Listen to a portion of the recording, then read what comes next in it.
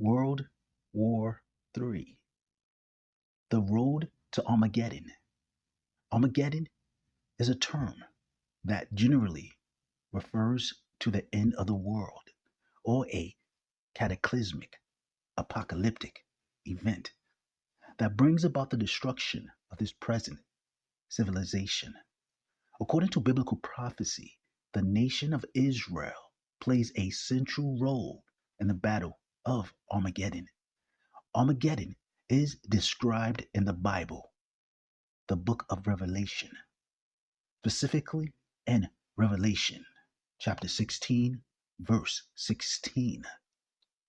It describes a gathering of kings representing nations of the world gathering at a place called Armageddon. A place where God will pour out his wrath on the armies of the world to punish and judge them for the evil works they have committed on the earth. In the book of Revelation, chapter 16, verse 16, and he gathered them together unto the place that in Hebrew is called Armageddon.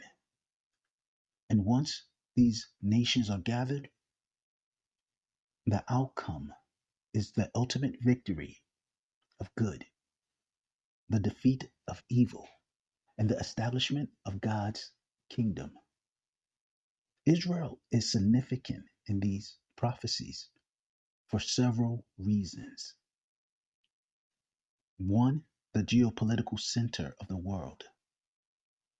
The location of the city Megiddo is near the Jezreel Valley in modern-day Israel and is often considered the literal site where the final battle will take place.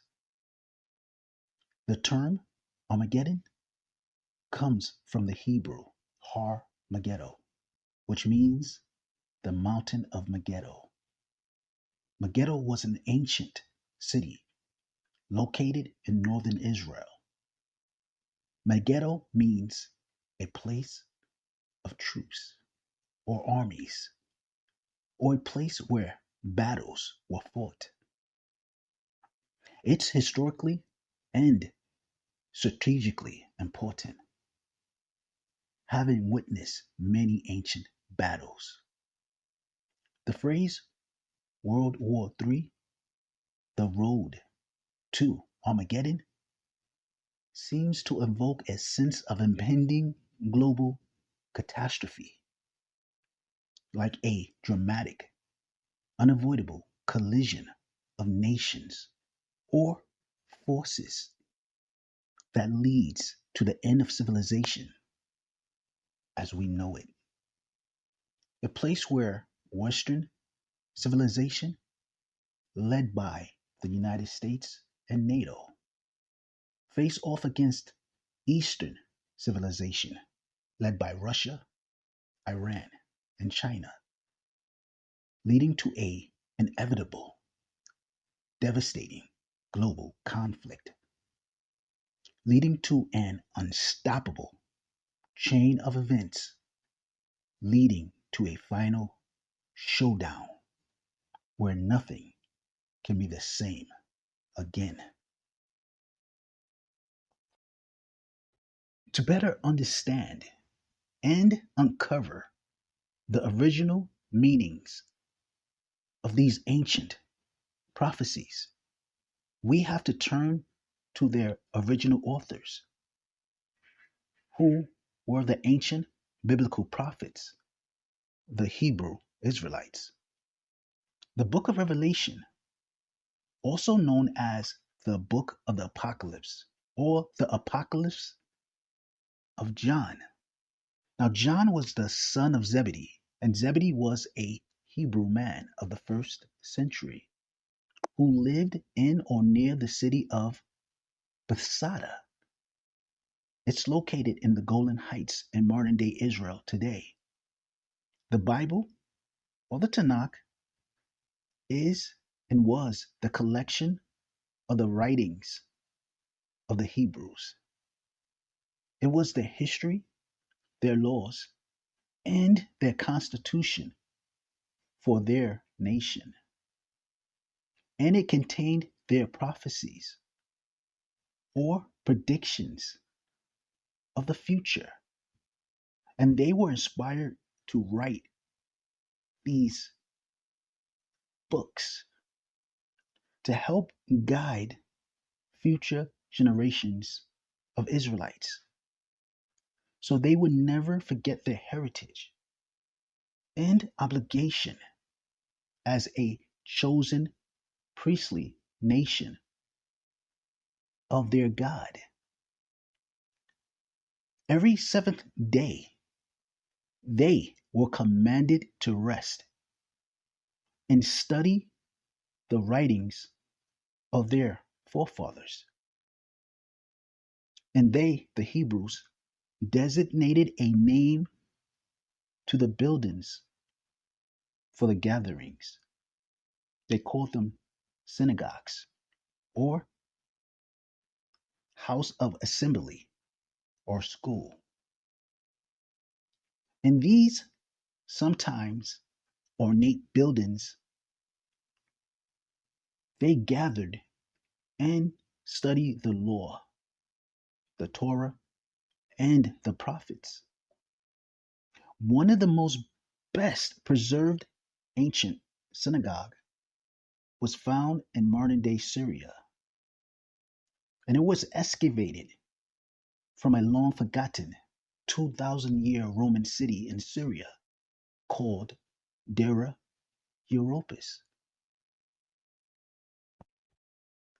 The nation of Israel living in the land of Syria, Judeo-Syrians, in the year 245 AD.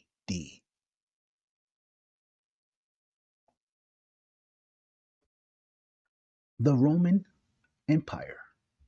The Dura-Europos synagogue dates to around 244 to 245 AD. During the time of the Roman Empire under Emperor Philip the Arab. Estimating the exact number of Jews in the Roman Empire at that time is difficult due to limited census data, but modern historians generally agree on a range of about 4 to 7 million Jews across the empire during the 2nd to 3rd century AD. The Eastern Roman Empire.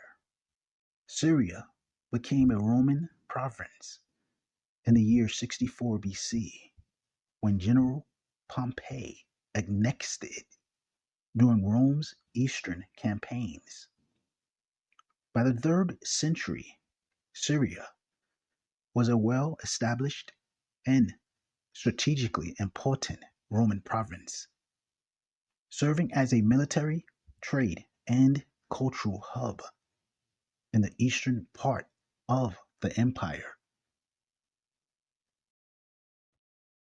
After the destruction of the temple and the city of Jerusalem in 70 AD, it has been estimated that 200,000 to 400,000 Jews lived in the region of Roman Syria.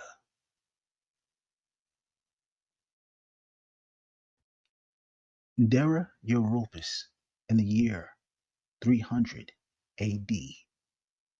Dura-Europos was a small frontier city on the Euphrates River with a population of around 5,000 to 10,000 people. In the 3rd century, scholars have suggested that the city contained possibly 100 to 500 Jews, 1 to 5% of the city's population. The Dura-Europos synagogue was located in the western part of the city, near the city wall, in the western gate, close to the Euphrates River.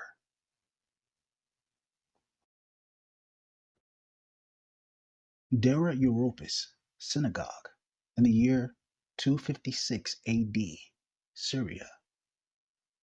The Dura-Europos synagogue is one of the most important archaeological finds for understanding both biblical and historical Jews in the Roman period.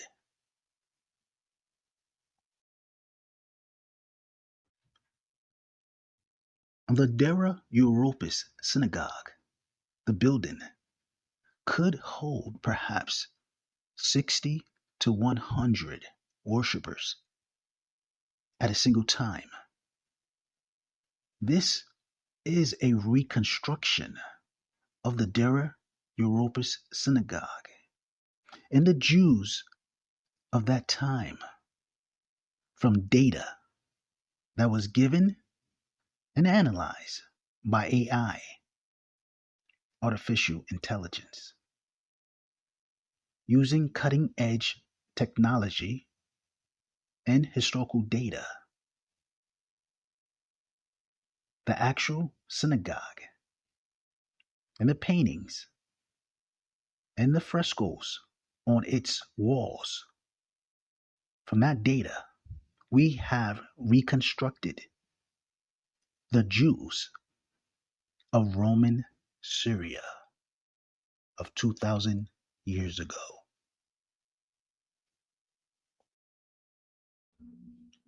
Universal Center for Renovation presents historical and biblical Israelites. This video is strictly for educational purposes and commentary.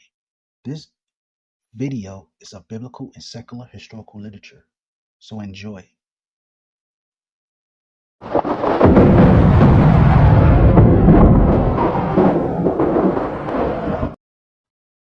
The synagogue is remarkable for its extensive wall paintings, which depicts scenes from the Hebrew Bible or the Tanakh, a rarity for Jewish art at that time, as most communities of Jews avoided figurative imagery due to concerns about idolatry or idol worship.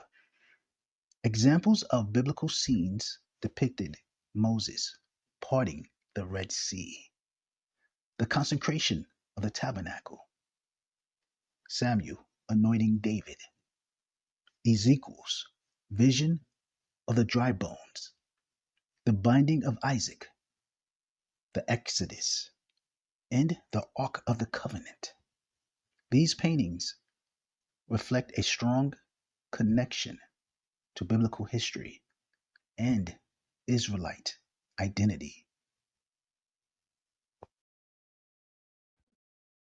The Dura-Europos synagogue was a monument to biblical, historical Israelite identity. It offers an unparalleled glimpse into the life of the ancient Jews, their life and their beliefs.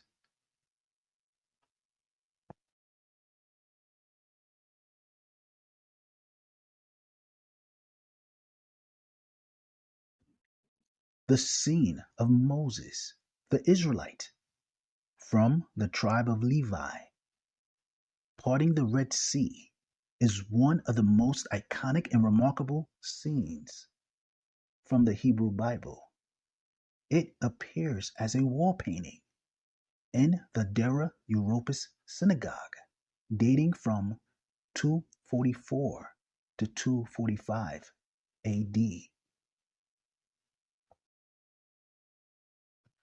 The Israelites are depicted crossing the parted Red Sea, sometimes with their arms raised or standing in lines.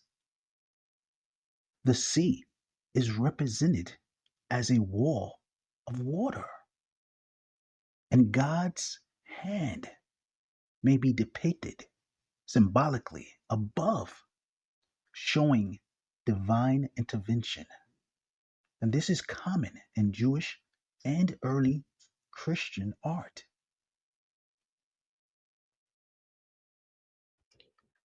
Using the paintings on the synagogue walls and with the aid of AI or artificial intelligence, we can reconstruct the artwork to clearly represent the people who the original artist was trying to depict. They were trying to depict the biblical and historical Israelites. This is a conversation with AI, Chat GPT. My input. This or these are Syrian Jews of the first century. They have dark skin tones and they have woolly hair. And this is the AI response. Yes, this is a section of the Dura-Europos synagogue wall paintings circa 3rd century CE, Syria. These frescoes are among the oldest surviving Jewish pictorial artworks. In this image, you see figures portrayed with varying skin tones and hair textures, depicted in the local Greco-Roman artistic style, but with distinct Eastern Mediterranean features, often interpreted as representing Jewish people of the time living in Syria. Their hair appears curly or woolly in several panels, and they wear Roman era tunics. The frescoes illustrate biblical scenes with unique local iconography. If you like, I can help analyze this scene specifically or explain the broader context of Jewish communities in Roman Syria. As you can see, Moses and the Israelites are described as having distinct Mediterranean features with varying skin tones and with hair that is curly or woolly.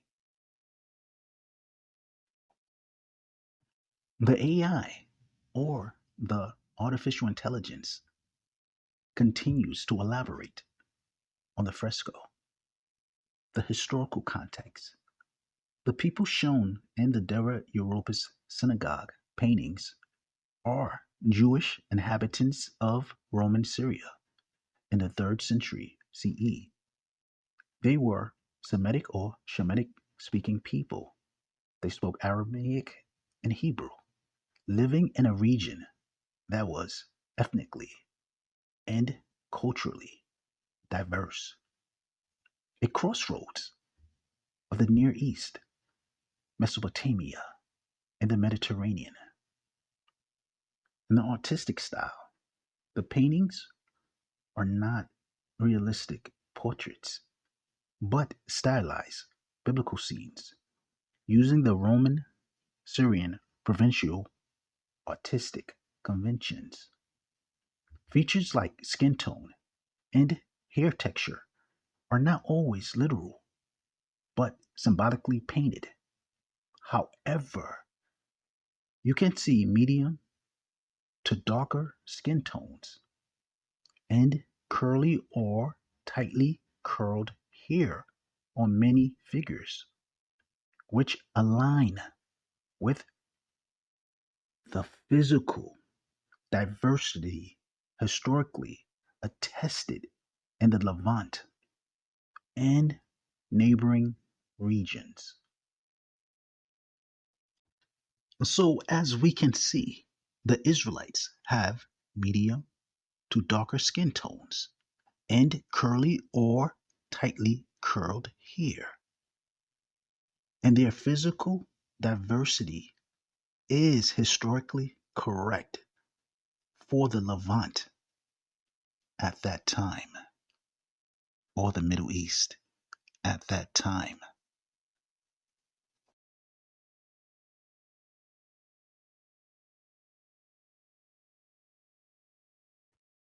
As the conversation between me and the AI continues, it gets more detailed and elaborate, as the AI has a lot to say about these ancient paintings from this ancient synagogue. Yes, this is a section of the Dura-Europos synagogue wall paintings circa 3rd century CE, Syria. These frescoes are among the oldest surviving Jewish pictorial artworks. In this image, you see figures portrayed with varying skin tones and hair textures, depicted in the local Greco-Roman artistic style, but with distinct Eastern Mediterranean features, often interpreted as representing Jewish people of the time living in Syria. The hair appears curly or woolly in several panels, and they wear Roman era tunics. The frescoes illustrate biblical scenes with unique local iconography. If you like, I can help analyze this scene specifically or explain the broader context to Jewish communities in Roman Syria.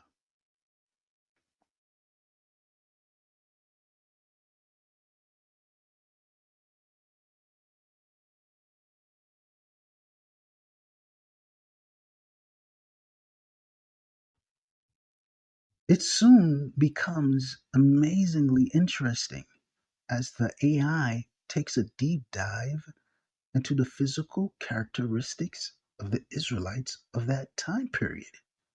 Physical features, skin tone, typically shown in medium to dark brown hues in the fresco, not pale Mediterranean, but with warm, deeper tones, suggesting the Levantine, Syro Mesopotamian population of the period.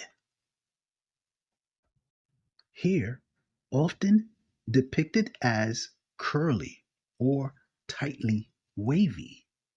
Some appear to have short cropped hair, others with longer woolly curls or ringlets, consistent with what might be called Afro Asiatic features. In broad anthropological terms, beards, prominent full beards are common, generally curly and well kept, typical for Semitic men and antiquity. Facial features, rounded or broad noses, prominent dark eyes, strong jawlines. These traits in the fresco are stylized but reflect local Semitic physical traits rather than Greco Roman ideals. Clothing in the fresco, they wear Roman or Eastern style tunics and mantles, sometimes with sandals, modest and practical. The descriptions are interesting: medium to dark brown hues, not pale Mediterranean? This is insightful, bringing to light the different types of Mediterranean types. There were brown Mediterranean types and pale Mediterranean types in the Middle East. The darker types lived in the Levant or Levantine, Syro, Mesopotamia region in those times. And the populations with woolly, curly, and Afro-Asiatic features and broad noses in those times, those physical types were more common in the Middle East.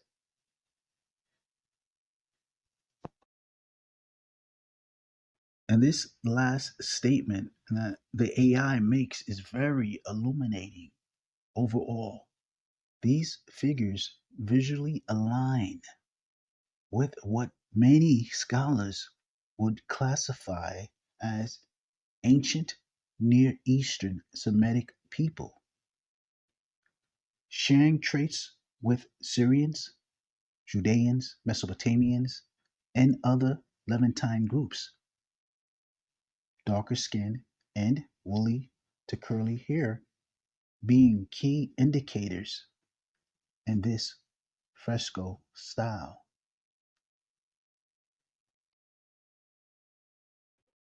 The Israelites are described as having distinct Eastern Mediterranean features, varying skin tones, wavy, curly, or woolly hair, broad noses, medium to dark brown hues, Afro-Asiatic features. So my next step was to ask the AI if it could make an image of what it saw when it viewed the fresco, and it made an image from its perspective.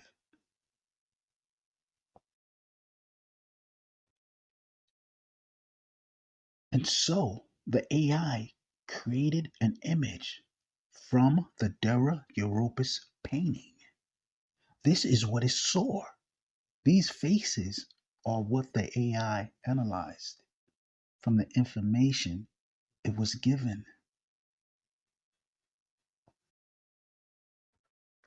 These are Jews, Israelites from Roman Syria, Middle Eastern physical types, or Mediterranean types from the Levant, Semitic or Shemites, not Africans or Hamites, but from Shem, from the land of Israel.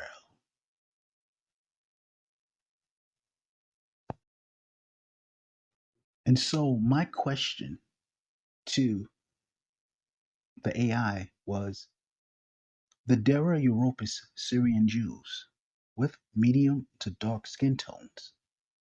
How would you physically describe these people? And this is the AI's answer. Based on the Dura-Europos synagogue fresco you showed, which depicts Jews in 3rd century Roman Syria, and interpreting their physical portrayal in that style, here's a careful descriptive summary. Physical features: skin tone, typically shown in medium to dark brown hues in the fresco, not pale Mediterranean, but with warm, deeper tones, suggesting the Levantine or Levantine Syro-Mesopotamian population of the period. Here, often depicted as curly or tightly wavy. Some appear to have short cropped hair, others with longer woolly curls or ringlets, consistent with what might be called Afro-Asiatic features in broad anthropological terms. After that, the AI wanted to take it a step further from descriptive physical characteristics to building an image on how these people would look today. Great.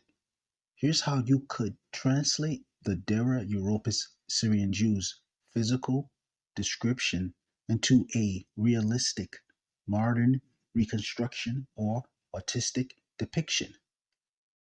With attention to historical accuracy and regional context. Modern style physical reconstruction.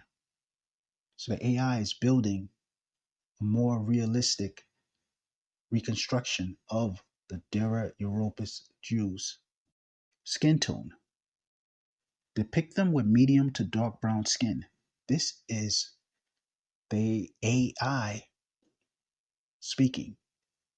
Think of warm olive to dark bronze tones, richer than typical Mediterranean complexions, reflecting sun-exposed Levantine or Mesopotamian farmers, tradesmen, and scholars.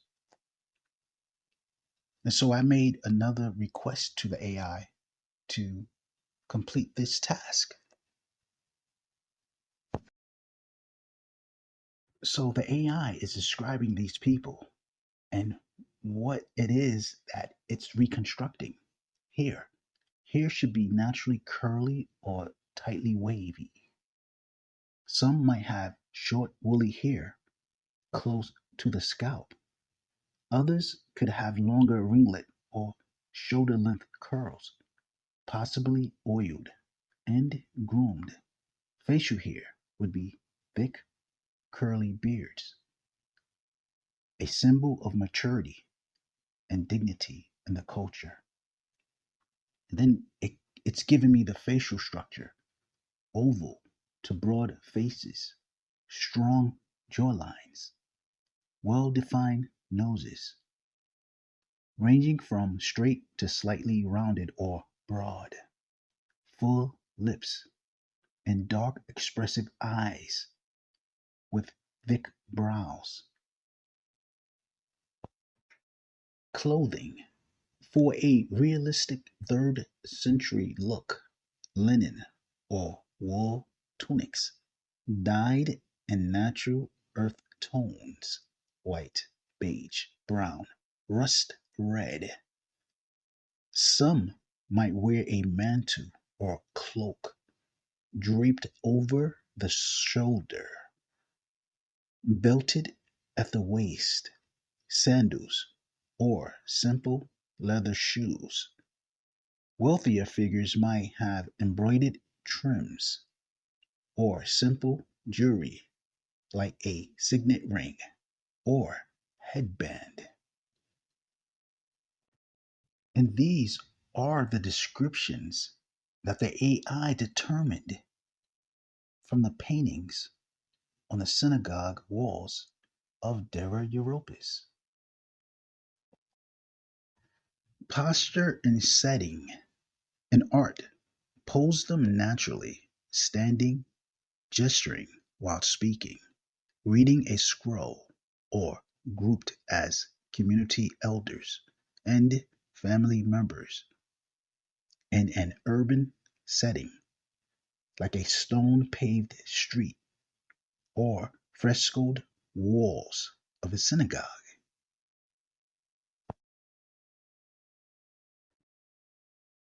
And at this point, the AI, the artificial intelligence, asked me, did I want the reconstructions in a style that would reflect historical realism? And I answered yes. Artistic style options. Historical realism, like in a museum reconstruction, painting, or TV series costume design. So I agree to this reconstruction up until this point. The AI agreed to make realistic biblical historical images of Jews based on the Dura-Europos paintings.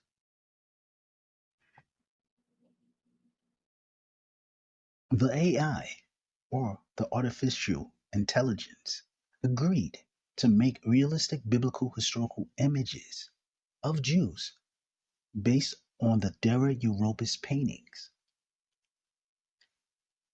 So it made this statement: if you like, I can generate an image or a series in historical dress, Roman Syrian tunics with realistic faces matching this description, or in daily life scenes, in the marketplace, in the synagogue interior, or a family at home.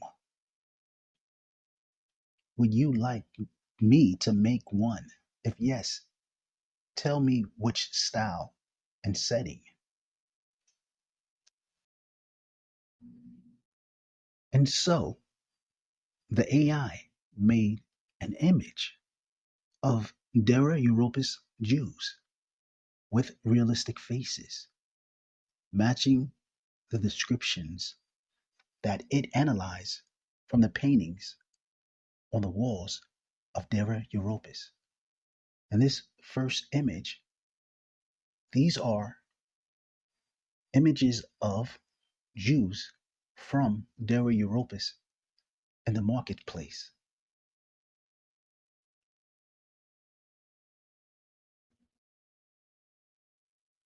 These men are Jews and Israelites based on the physical types of the Dura-Europos synagogue.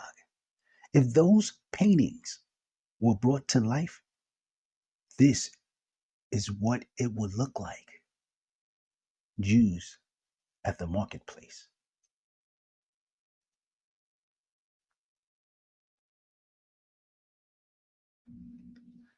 And afterwards, I made another request: show the Dura-Europos Jews inside the actual Dura-Europos synagogue.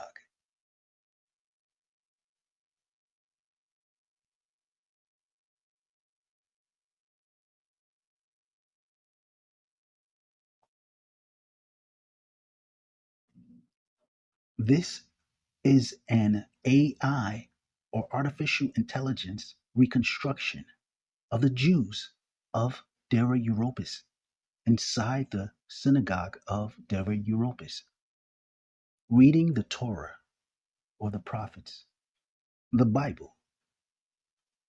This is what it would have looked like 2,000 years ago inside the synagogue in Syria.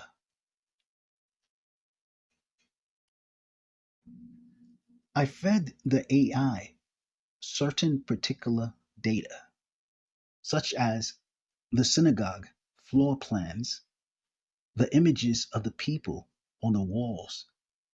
And this is what it reconstructed: Israelites from 2,000 years ago. These men, women, and child were the children of Jerusalem living in exile in the land of Syria, and they were keeping Torah, reading the Bible, holding on to the faith of Abraham, Isaac, and Jacob. They left a memorial in that building that would strengthen our faith and inspire us 2,000 years later.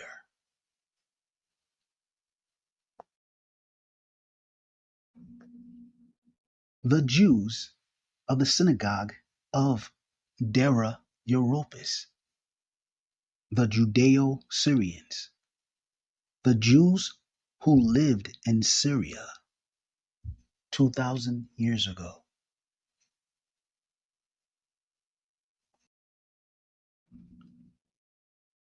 The Ezekiel fresco, one of the most famous paintings in the synagogue, and it depicts the prophet Ezekiel.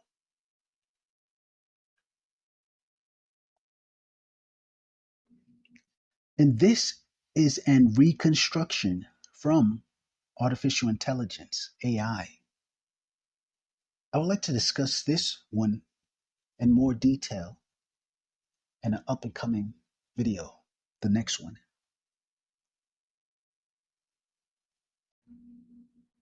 This is just a little taste, a preview, so the viewers can understand that it can be easily demonstrated by historical reconstructions what the term Judeo-Syrian actually means.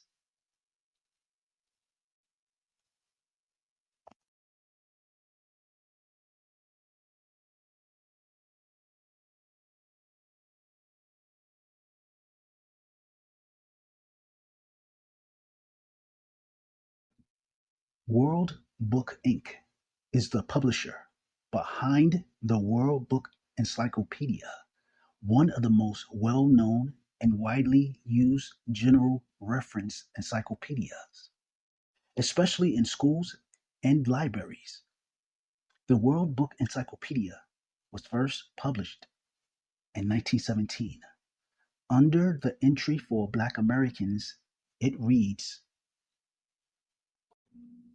the majority of American blacks trace their origin to an area in Western Africa that was controlled by three great and wealthy empires from about AD 300s to the late 1500s. These empires included Ghana, Mali, and Songhai. Black Americans, in addition to dark brown skin, most members have brown eyes and dark woolly or curly hair. The World Book Encyclopedia, page 306. The Empire of Ghana in West Africa was one of the places where Black Americans lived prior to living in the Americas.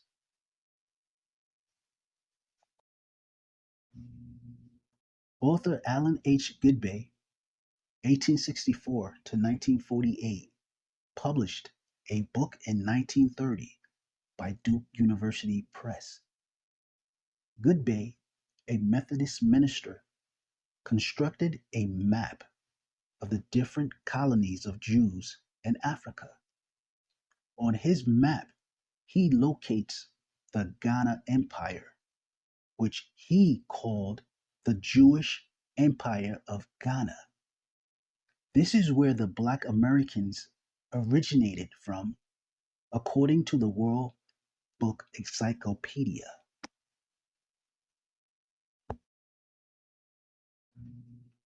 Map of Jewish settlements. Goodbay includes maps including or illustrating the distribution of Jewish communities and colonies across various parts of Africa.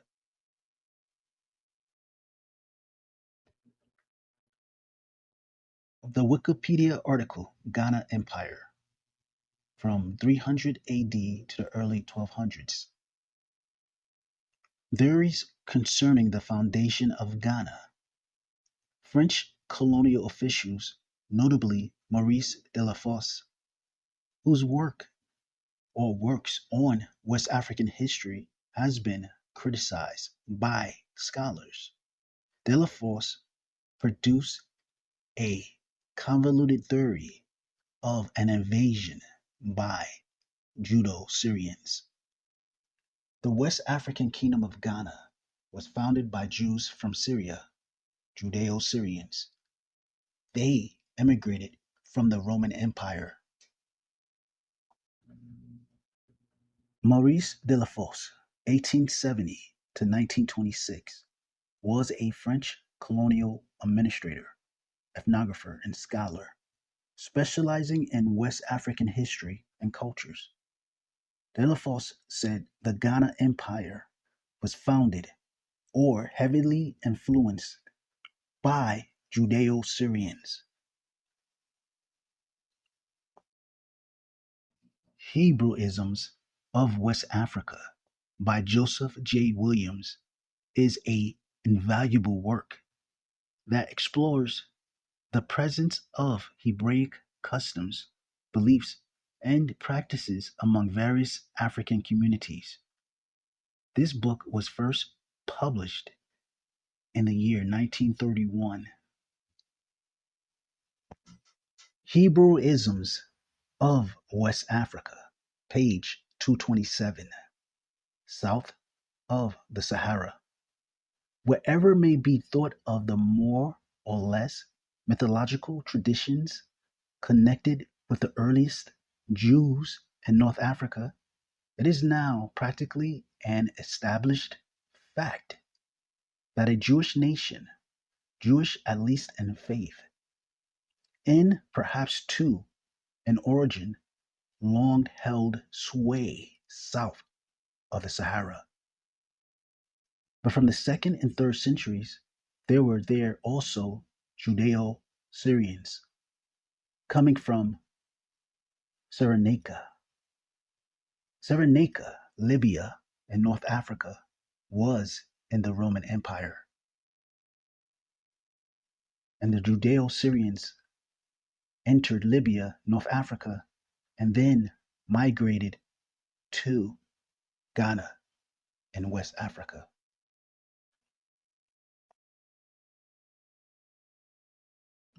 Hebrewisms of West Africa, page 228.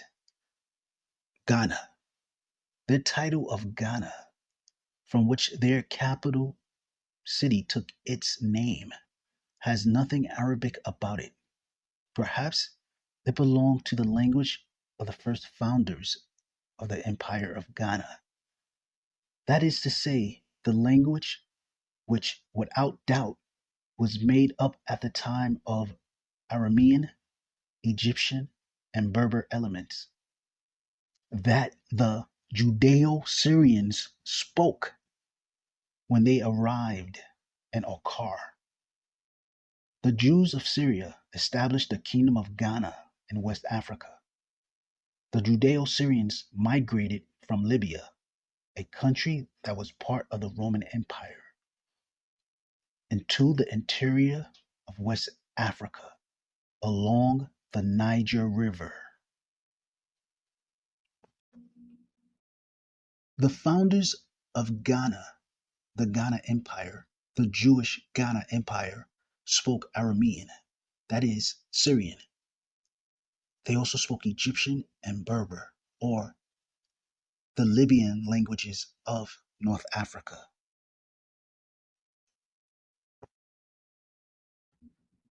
Using the faces of the Jews of Dura-Europos, this is a reconstruction of the Jews of Dura-Europos with clothing on from North Africa. This is probably what they looked like when they founded the Jewish Empire of Ghana in West Africa.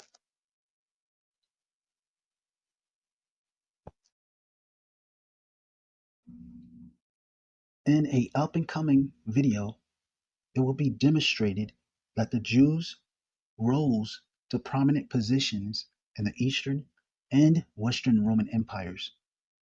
These Romans are based on the faces from Dura-Europos.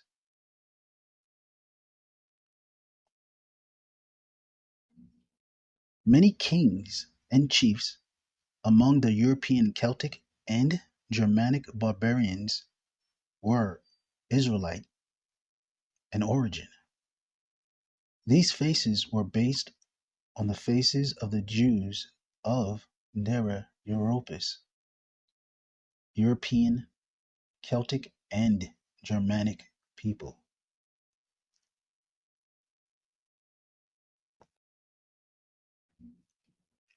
The Israelites, in their exile, became international traders and merchants between Europe, Africa, and Asia. This is an image of Dura-Europos Jews traveling on the Silk Road in Central Asia, Russia, Iran, and China.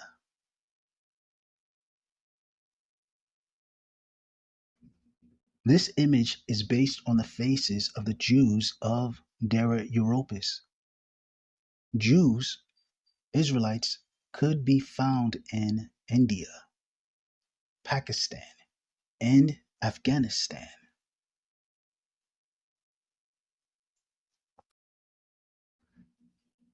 Jews or Israelites were found among the famous men of China and Japan. This image is based on the faces of the Jews from Dura-Europos.